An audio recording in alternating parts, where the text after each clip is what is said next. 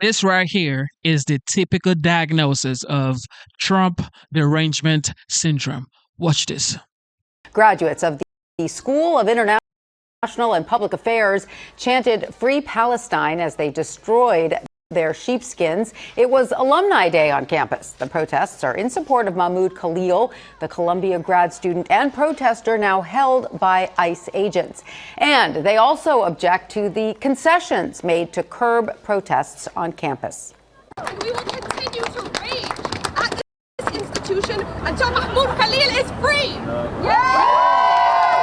Until students are free to fight for Palestinian rights and liberation. Graduates of the School of International and Public Affairs. So,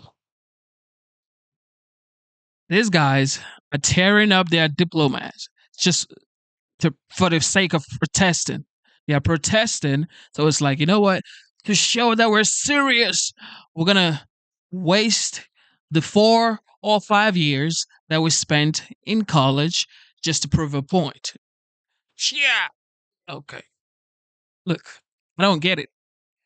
You can protest, but this isn't protesting anymore. This is just doing way too much.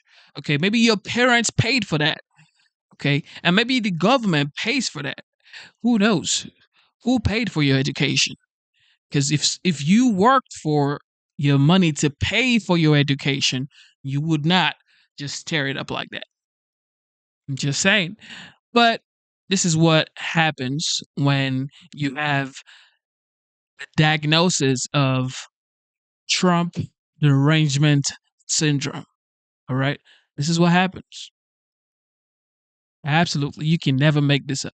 Let me know what you think in the comment section. Because if I send my daughter to school and she goes protesting, fine. But if you go ahead and tear your diploma, eh, I don't know. You better don't do that.